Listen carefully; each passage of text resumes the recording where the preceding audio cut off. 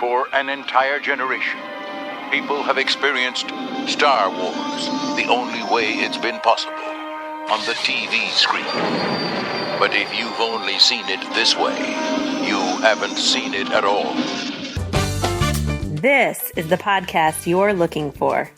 We've been waiting for you. The force is strong here, even stronger than the coffee. Welcome to Coffee with Kenobi. Here are your hosts, Dan Z. and Corey Clubb. On our special May the 4th Coffee Chat, we bring in two of our favorite guests and two huge favorites in Star Wars fandom, Mark Newbold and Ed Dolista. Mark first joined us on show number 4 and is co-owner of the world's best Star Wars news site, Jedi News UK, as well as contributor to the UK's biggest free newspaper, The Metro, and a writer for the official Star Wars blog, Star Wars Insider, and co-host of Rebel Force Radio's 1138. Ed first joined us on show number 6. It's one of the best, most influential podcasters out there. His incredible podcast, the Indy Cast, is the world's best Indiana Jones podcast, and he has over 184 episodes so far. Ed continues to bring outstanding coverage of the world's greatest adventure, Indiana Jones, to listeners, and is a staple of any podcast listener.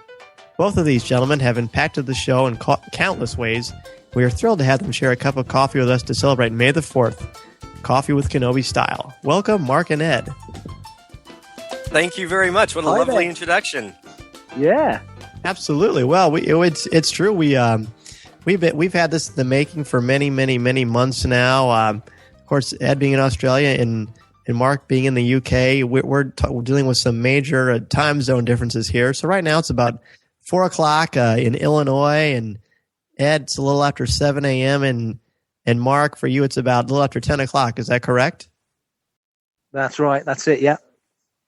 Beautiful, beautiful. Well, let's just jump in right now. The reason we had to have you both on at the same time to bring this all the stars aligned is that we love Harrison Ford. You guys are the biggest Indiana Jones and Han Solo fans that we know. We had to have you on here, so we're just going to go ahead and start off with some questions about these amazing characters. All right, guys. Let's go for it. Yeah, absolutely. For our first question for you guys, we'll go ahead and start. We'll start with Ed, and kind of you can give us your answer, and then we'll go to Mark. For our first question, what is it about Harrison Ford that brings life to these two amazing, iconic cinematic characters? All right. Well, I was thinking about this, and I think it's Harrison Ford. He's got that everyman quality about him as an actor, that no-nonsense quality. You know, you wouldn't mess with him, and I think it's the same with those iconic characters and actors such as Humphrey Bogart or Charlton Heston or Jimmy Stewart, and he's just got that thing that he's a superstar, but he's a very accessible superstar, and I think he brings that sort of realism and approachability to a character that makes us really connect as viewers. I totally agree. I've got to say, I totally agree, because Harrison Ford, of all the actors that are still acting today, it feels like there's a connection to the great actors of the 40s. So like you say, Humphrey Bogart, you think African Queen when you think Raiders of the Lost Ark. So it's got that kind of vibe. He's got that world-weary, been there, seen it, done it kind of vibe about him. You wouldn't argue with him in a bar fight, but you want him backing you up if you ever got into one. He's totally there. He's suave when he wants to be suave. Other movies that he's done, Breen, a film, he can be romantic if he wants to be a romantic. He can be cocky, he can be smart. He's got it all. And for those two roles, his signature roles of Indy and Han Solo, I can't imagine anybody else. I know, Tom Selleck was down for Indy. He would have done a great job because Tom Selleck's a great actor. He was Magnum PI. He would have been fantastic, but nobody can really do it like Harrison Ford. And that's always going to be the problem as the years roll forward. Not that you could ever replace Harrison in any role, but sort of succeeding him, it's going to be a massive challenge for whoever tries to fill those shoes. But yeah, he's a unique actor, and whatever he's got, I wish I'd got it, because I'd be a happy guy if I did. So. He is. He's the icon. It's the swagger. I know that we've talked about this a lot before, but I can't imagine anyone else playing Indiana Jones, and clearly that is going to have to happen at some point. I can't imagine anyone will ever recast for Han Solo, because I feel like after these new films, we probably won't see too much of Han Solo on screen. Well, I guess Well, I guess I shouldn't say that. Who knows what will happen with standalone films? But I don't know about you guys. For me personally, I have a harder time seeing someone else be Indiana Jones than I do having a time seeing someone else be Han Solo. What do you guys think? Gosh, I haven't even thought of anyone else being, Han Solo apart from Harrison Ford. I certainly can. I think we've been with the Young Indy series, with River Phoenix. We're sort of a little bit more used to seeing Harrison Ford at different stages of Harrison Ford. See, they're interchangeable. Right. Indiana Jones at different stages of his life. So I think we're a little bit more used to that. And I suppose he fits that James Bond, a revolving door of actors, a little bit better. Indy as a character, I can see him being Disney James Bond, if you want to put it in those terms. I can see other actors walking in, and as you say, Sean Patrick Flannery and the other actors who've from the various ages have always had to have that essence of Indy, as if that's something you can pick off a shelf, which of course you can't. But Right. But Han Solo, I think it would be. Yeah, I agree. I think it'd be trickier to imagine somebody else in the role of Han Solo. And I also kind of think that whoever replaces or whoever also plays Han Solo in any other project, they're almost going to have to do a Harrison Ford impression. Whereas to do Indy, because it's a broader character or a more, not a broader character, but there's more to the palette of Indiana Jones than there is of Han Solo. Han Solo is more of a one-note character. I think Harrison said that. To do Solo, you kind of need to be able to almost do Harrison Ford, whereas to be Indy, you don't. So there's different shades to the characters, definitely. Well put. Well said. I'm glad you said that too. And what did you see? Of course, his recent Reddit, is a Reddit, read it, whatever it is. Yes, that was pretty classic. And I think the way he handled that interview, it's just sort of a natural swagger that he carries into some of his characters. You saw that on display perfectly in that interview process, especially with how he handled the Han shoot first. Yeah. Oh yeah. Yeah, I think with Harrison Ford, he introduced these characters to us as fans, and he built these characters into our fandom. And so it's like we always can only see him in that role. You guys put it very well when you said it was he made the character. He if somebody else was to come in and be Indiana Jones, he'd have to have a little bit of an essence, a ruggedness of Harrison Ford, and of course of Han Solo. Like I said, I don't know who else would play them. It'd be difficult, but. Yeah, if it's just as simple as growing a beard, I could be Indiana Jones. But it takes much more than that. And I know what you're saying about James Bond, Robin Hood, and all these kind of characters, even the Batman. But there's something about Han Solo and Harrison Ford. You see, even I can do it. Harrison Ford and Indiana Jones, they're pretty hard to separate. It's going to take quite a coup. I have faith that Kathleen Kennedy could do it, and thank goodness we're going to get a chance to see that. But let's talk a little bit more about Han Solo. Why is he such a fascinating character to fans after all this time? Mark, let's start with you. Wow, that's a good question. Why is Han? He's cocky. He's arrogant. I've got my own thoughts about Han Solo in that he's a reluctant hero. He didn't really want to get back in the whole alliance thing. He was quite happy. I think Han kind of enjoyed being in debt to Jabba. It kind of gave him something to aim for. He's a great talker. He can sell anything. Han would have you believe he was the best pilot. He was the best shot. He was the best smuggler. He was the best romantic. Han Solo could sell and to the Jawas. He was that guy. He was a brilliant self-promoter. And I think people kind of like that because he's a braggart. As those films move on, I've seen episode 5, he falls in love. He gets turned into a coffee table at the end. Friends come back and save him. There's this whole redemption arc. I mean, okay, we could stray into the hand shot first line we've just mentioned before that kind of alters that arc. But nevertheless, he goes from being a guy that's very self-centered and he's centered by his relationship with Chewbacca. I think Chewbacca is Han Solo's conscience to a large degree, especially in the earlier films, to the point of, he basically gives his hot rod to the guy that turned him over in the previous movie. Go and say, like, seeing Lando can take the glory because Lando gets off on that kind of thing. So he really is, in a way. I mean, on one hand, you could say that in many ways, CPO is almost the most human character in the Star Wars movies because he really just wears emotions on his sleeve. Emotions. Han Solo grows the most. he has, I would say, the biggest arc. Whilst Anakin has a redemption arc, Luke has a hero's journey, Han Solo kind of has a similar arc in that it goes less, and I think people kind of see that in the character.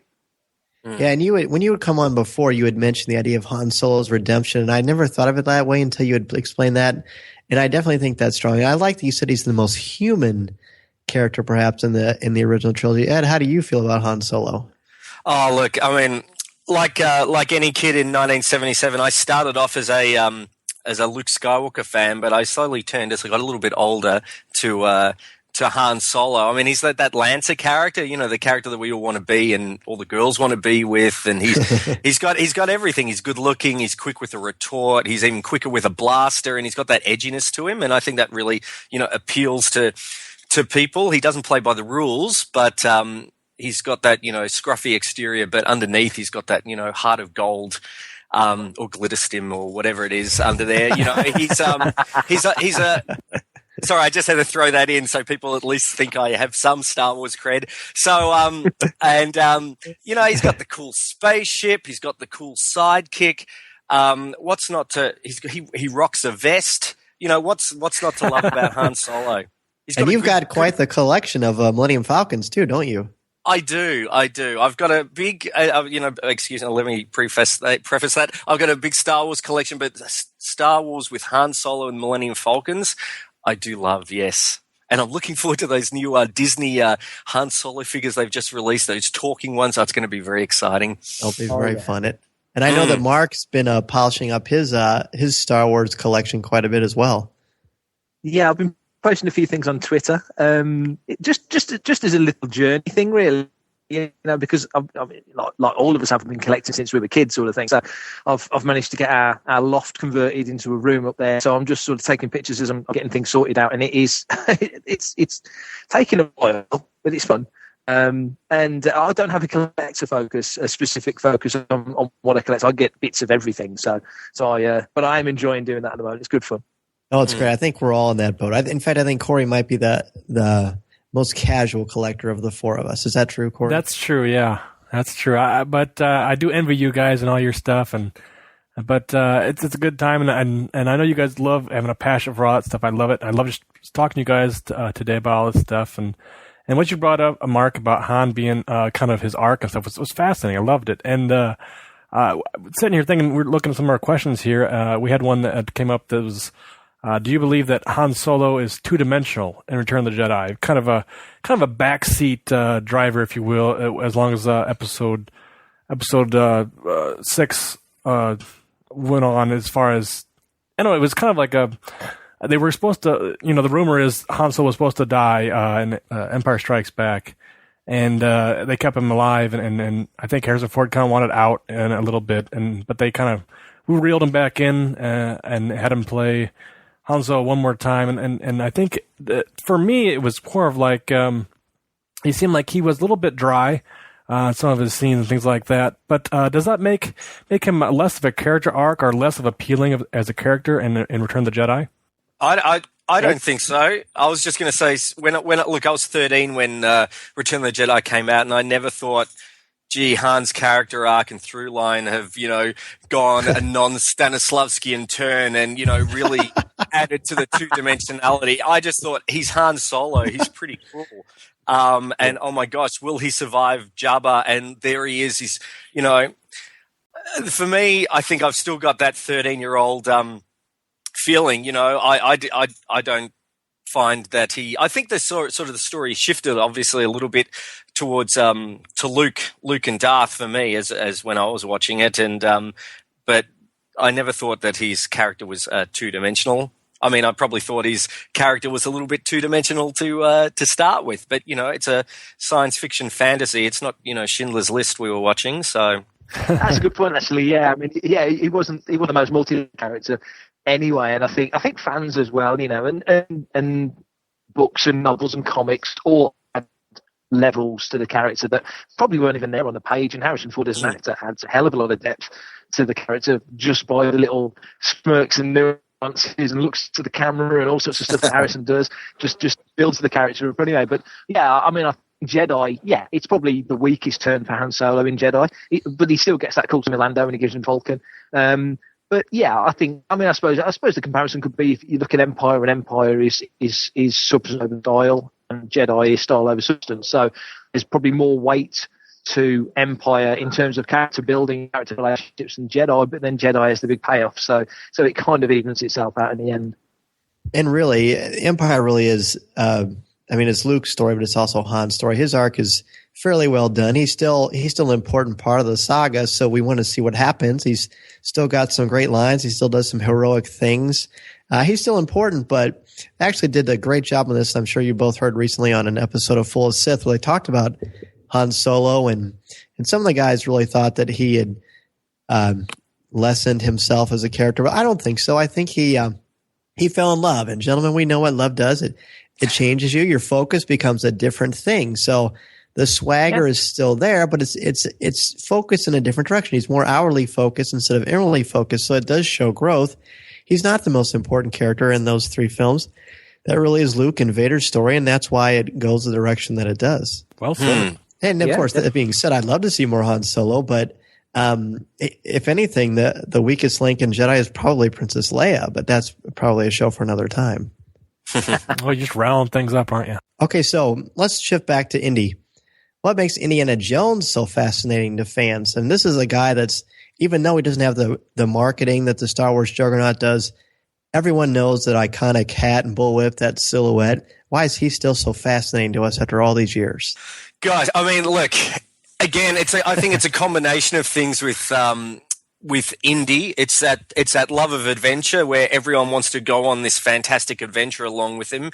It's the character that George Lucas created. It's the voice that was given to him by Lawrence Kasdan. It's Jim Steranko's pulp look that he was given with a hat, and Deborah Nadoolman, who was a costume designer. It's obviously Harrison Ford's portrayal of him as well. It's the way Steven Spielberg chose to reveal the character. It's John Williams' theme. There's so many things that make Indy such a beloved character.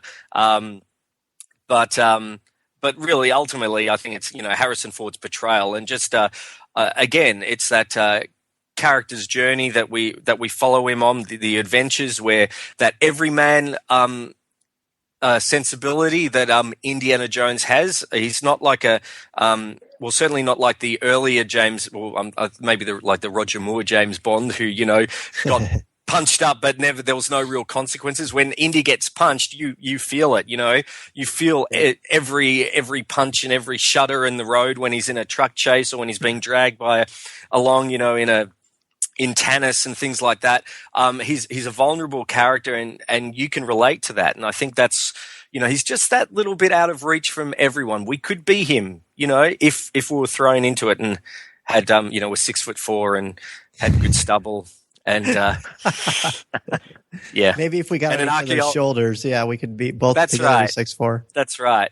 I mean, but there's a lot of I think that's what makes him fascinating. How still today, obviously, we're obviously talking about Indiana Jones. He doesn't have the as you mentioned, he doesn't have.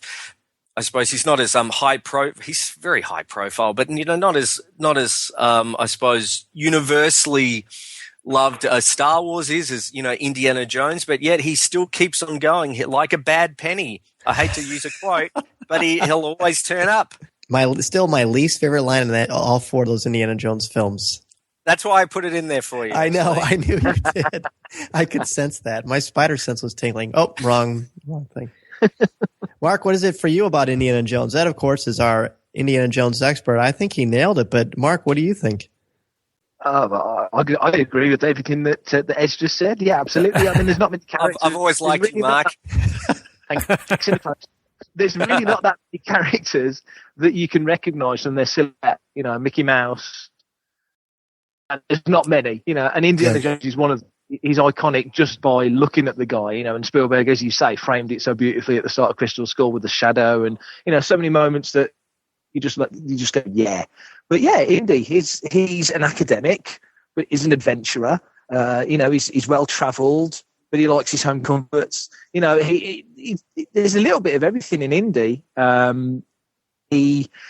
wow, I mean, he is like an everyman character. That's a commonly used phrase, but he really, really is because, when, as Ed said, when Indy gets punched, he's one of the few characters in film when he gets punched, him and John feel it. He takes the bruises, he takes the lumps, he keeps getting up. He's like the T-1000, he just keeps getting up and keeps coming, and he doesn't give up. And as movie characters go, that's gold dust. How many single characters? I mean, it's kind of a unfair comparison comparing Indiana Jones to Star Wars because, and people do because they're both George's babies. But Star Wars is a cast of a lot of characters and a heck of a lot of peripheral characters and so many not just locations geographically around a globe, but globes. So it's just a vast different scale. Whereas Indy really is centered around Indy for the most part, with a few few characters that tag along. Dull, but I think if there was a way of bottling what makes Indy work so well, the Mummy movies would still be being made with Brendan Fraser. Would have had 10 Romancing the Stones. You can't make these things up. Lightning in a bottle kind of thing. Crystal Skull was a great film. I love Crystal Skull. It didn't quite capture what Raiders captured, but then what has. Nothing ever since Raiders has captured what Raiders had, not even the other Indy sequels. So, but as a character in Indiana Jones, he's pretty irresistible. Good point.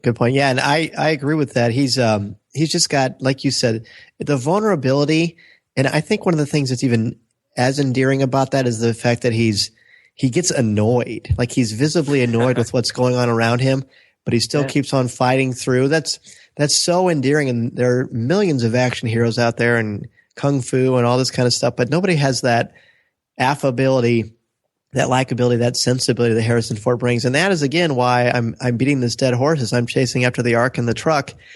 It's just going to be hard to capture that because Harrison Ford has that certain something, that je ne sais quoi, that you just can't bottle. And if you could, all four of us would be drinking it and we'd be walking around beating people up.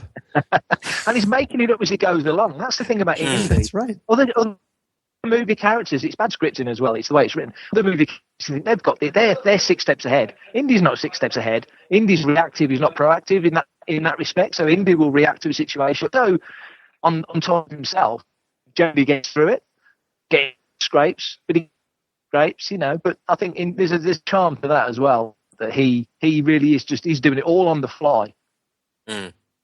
Right. And the academic part of it, of course, I love, and I know I'm sure it does too, as well as the fact that he's physically capable, but he's got that intelligence that carries him to the next pantheon of heroes. That's right. Just like us, Dan. That's exactly right. I knew I didn't want to say it, but of course I was thinking it. So we've been talking about Indiana Jones, and of course we've had 4 films in existence. How does Indiana Jones evolve throughout those films? Obviously, he gets a little older. We know this, but as a character, how does he evolve for you guys?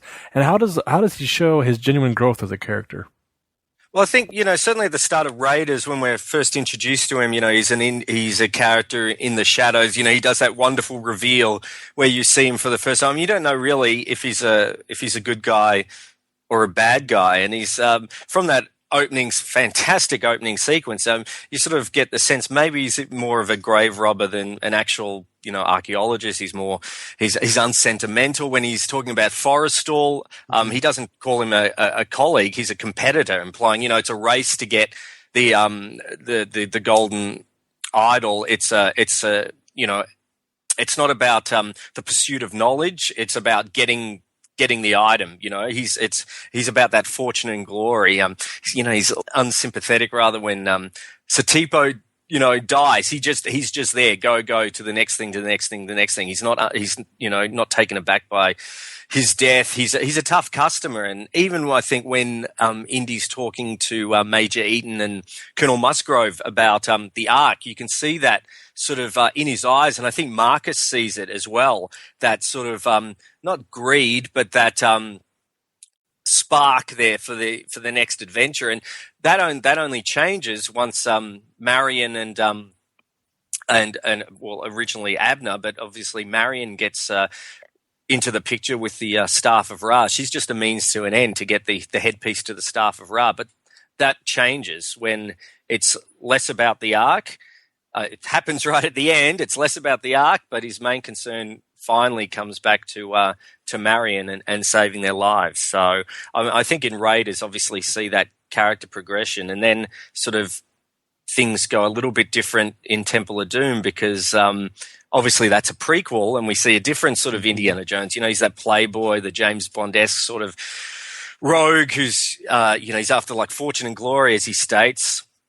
And but by the end of that film, you know, he's not after the fortune and glory. He's there rescuing the enslaved children, and he understands that there's the power of the Shankara stones as well. And he then changes. His character changes, and he says to Willie, you know, it's a long way to Delhi. Anything can happen. And then, of course, we go back technically to Raiders of the Lost Ark, where he's hard-edged, which I can only guess that time with Willie Scott is enough to turn anyone back to his own place. And also tying into that, incorporate his spiritual. Do you consider him to be sort of a believer, if you will, or not a believer, and then he becomes one, or how do you follow his? He's a skeptic to start with. I think he doesn't believe. You know, it's just a item made by whoever that he wants for the museum, but. Certainly during Raiders, he does see the power. Well, he doesn't really see the power of God, I guess, does he? Yeah. Up to that point, he feels it. Who knows? He doesn't technically. You know, he could have thought, well, something happened.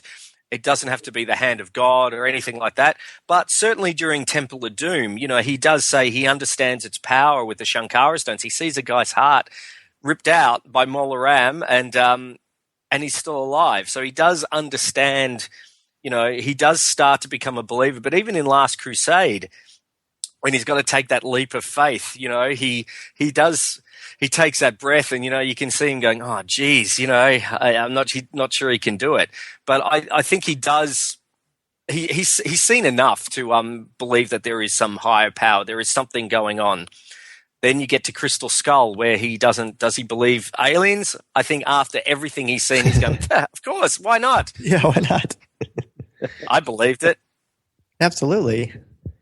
Mark, what about you? He was more shocked in Crystal Skull that Mutt was his son. I would be too. I still love the dynamic of those two. It still reminds me of Connery and Ford in Last Crusade. I agree, and I do. I really love the that scene in the this. Why didn't you finish school? That part? No, that's great, but I love that quicksand. Oh, I did too. And everything that rapport is really good. That you know, perfect. It is underrated.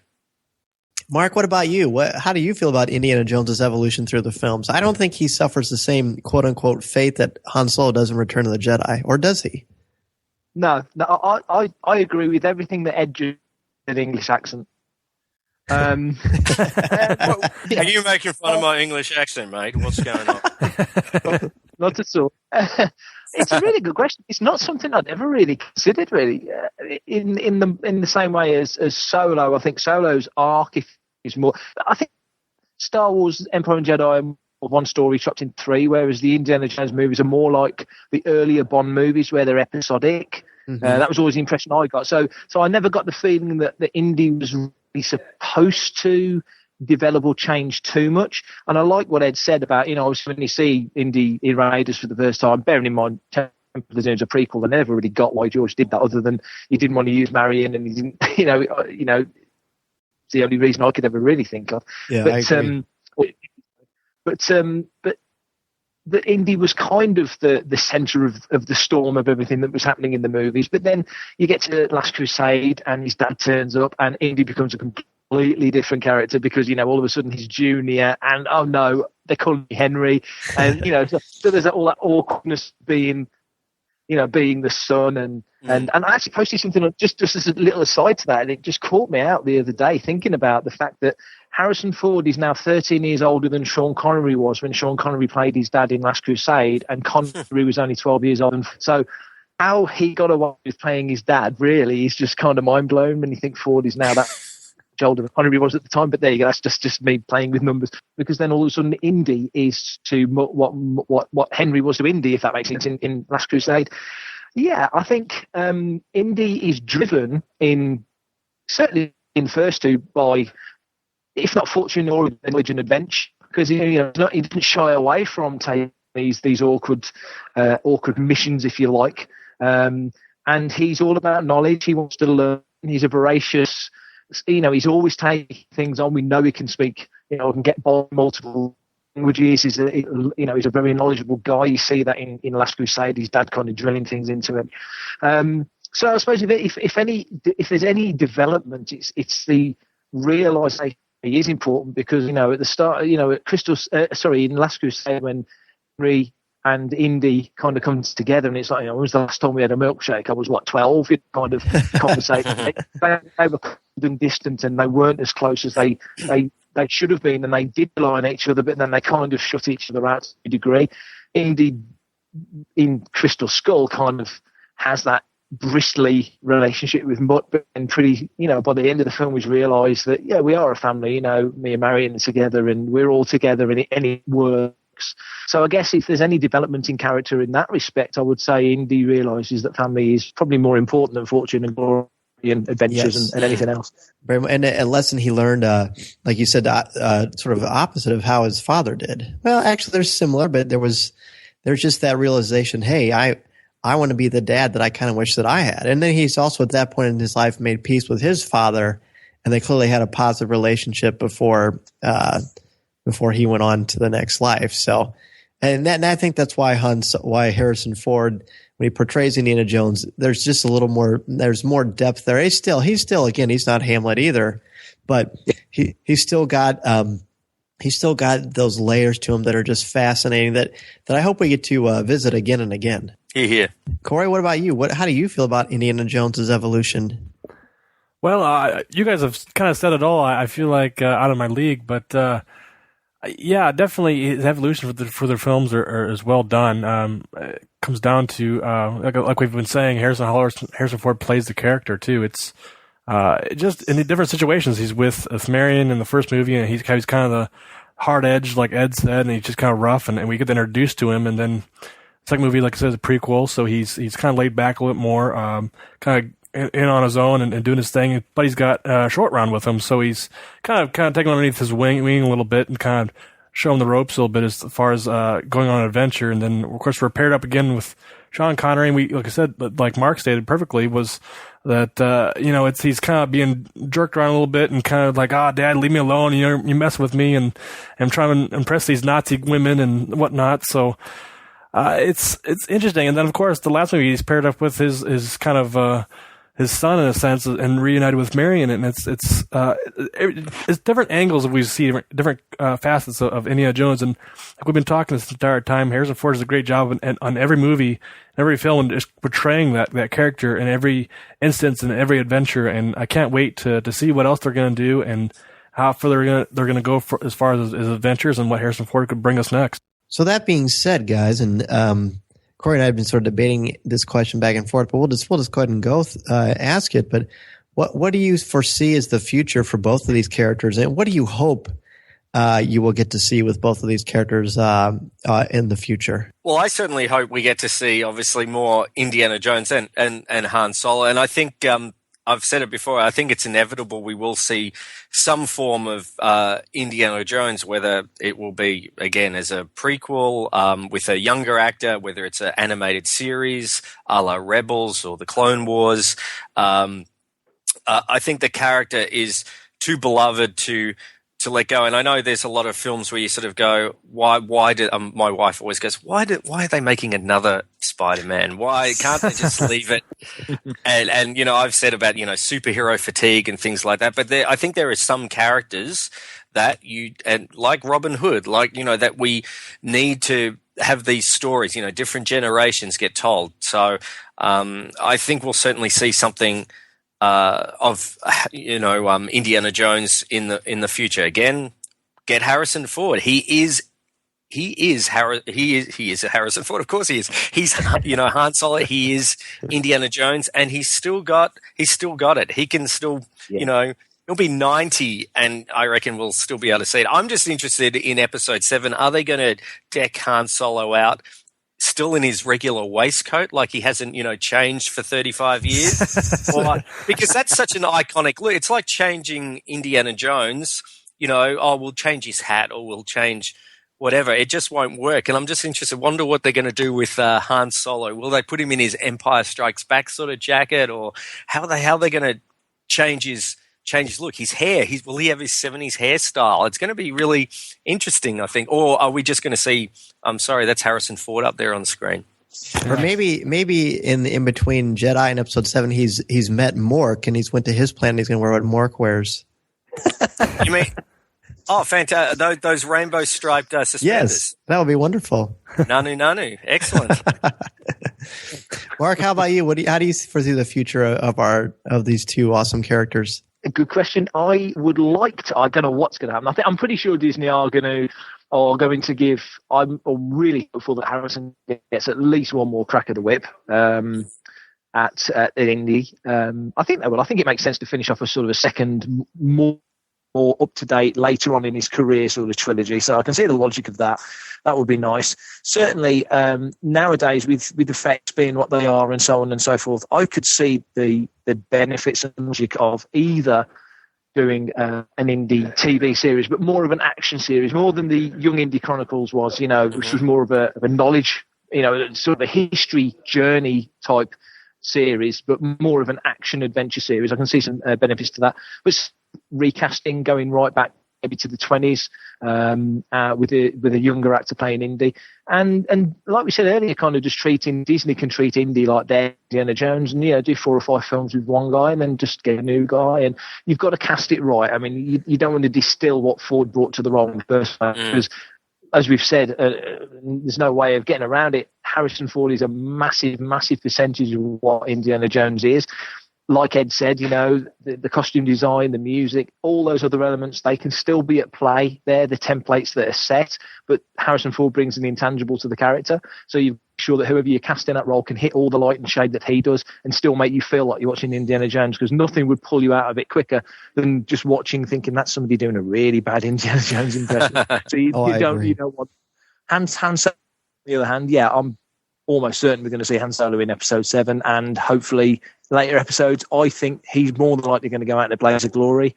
And then George always said steer clear of Han and Chewie meeting.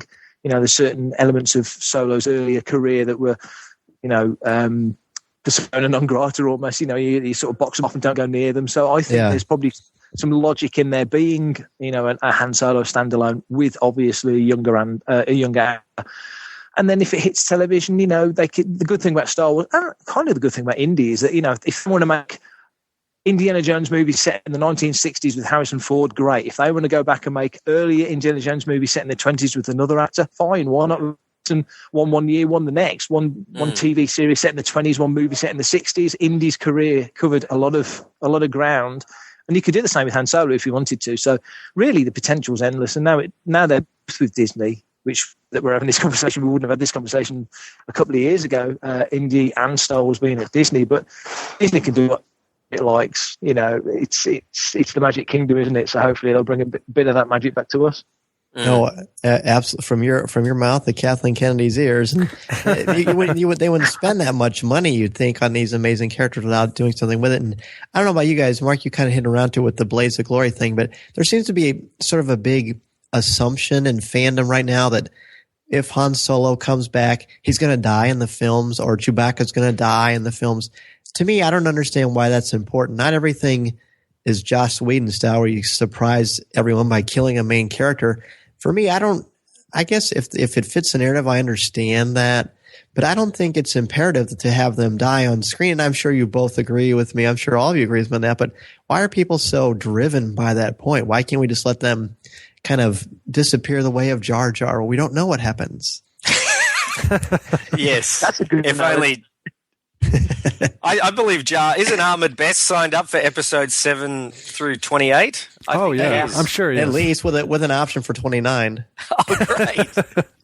Misa likey. I think I agree. Why do we always need to kill our heroes? Can't they just go to the happy retirement home, and we're happy. You know, they did it with Kirk, not so well in, you know, Star Trek Generations, and really he didn't die. Well, he did, I suppose, at the very end. Spoiler if you haven't seen that. But I think I agree. Let's just let them. They can live. You know, these are beloved characters, and I don't think you need to, as you said, you don't need to just make a statement by killing them off just for either shock value. I mean, it's got to propel the story. I mean, if Ben Kenobi, when he died in episode 4, you know, that was to propel the story. That was necessary. But, you know, I can understand if Han does go out in a bit of a blaze of glory. I can see, just please don't let him not total the Millennium Falcon. That's all. Right. Mark, what do you feel about this idea that Han Solo might or should die in Episode 7, or Chewbacca for that matter? Yeah, good point. I mean, I think people think about Chewie dying because he died in Vector Prime, which of course is now Legends as opposed to EU. Never part of the canon anyway.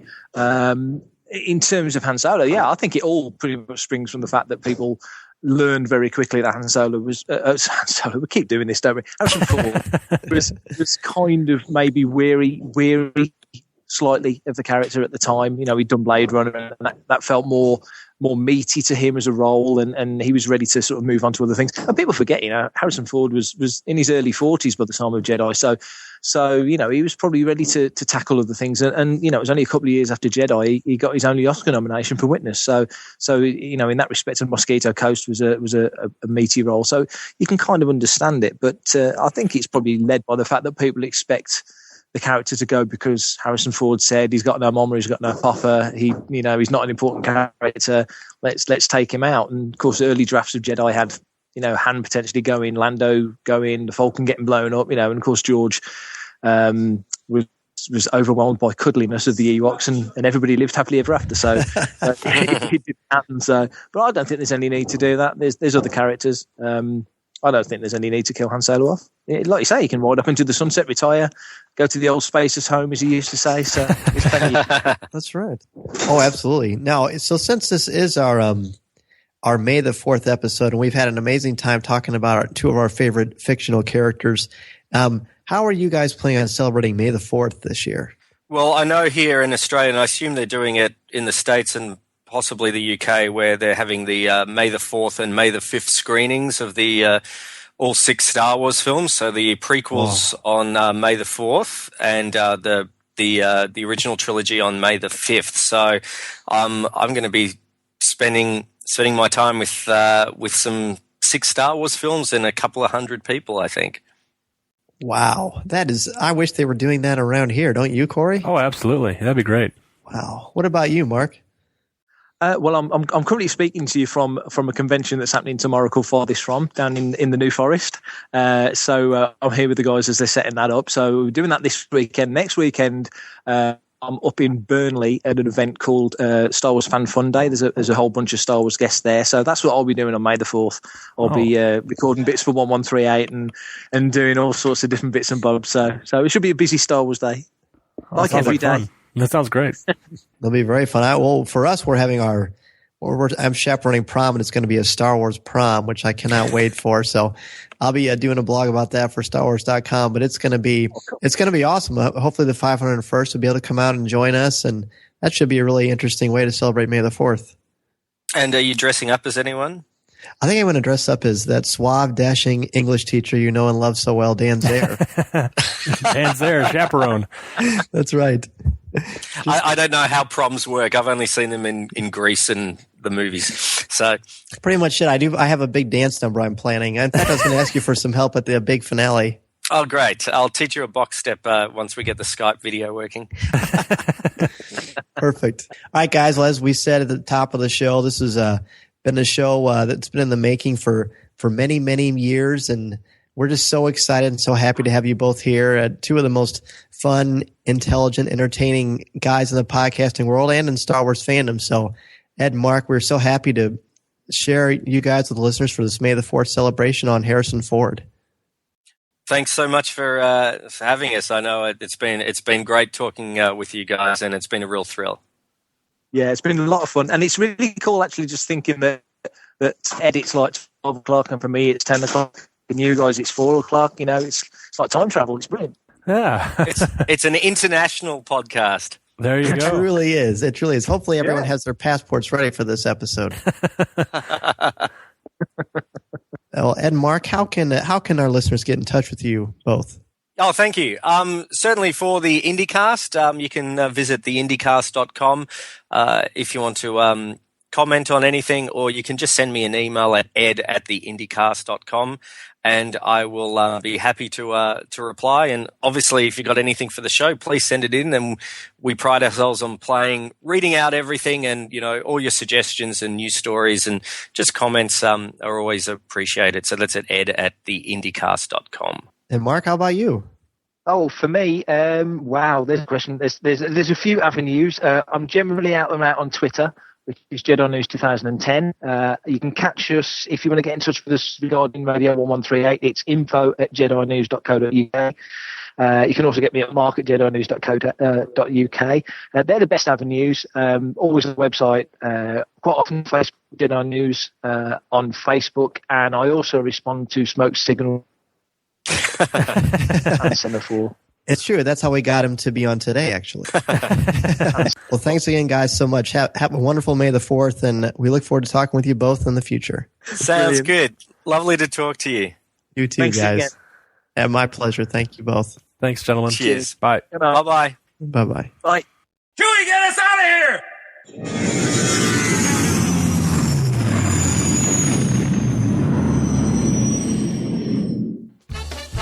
If you would like to respond to our question of the show, have a comment, or just want to say hello, send us an email or MP3 at feedback@coffeewithkenobi.com. Or if you have a specific question or comment for either of us individually, email us at danz@coffeewithkenobi.com or coryc@coffeewithkenobi.com, or visit us at coffeewithkenobi.com and click on the Contact Us section, or comment on one of the stories featured on the site. If you enjoy the show, please write a review in iTunes. You can also like the show on Facebook at facebook.com/coffeewithkenobi, as well as keep up to date on our Twitter feed at twitter.com/coffeewithkenobi. You can also find us on Tumblr at coffeewithkenobi.tumblr.com. If you enjoy the jazz music, download the album Eye to Eye by Steve Torok on iTunes. I like the sound of that.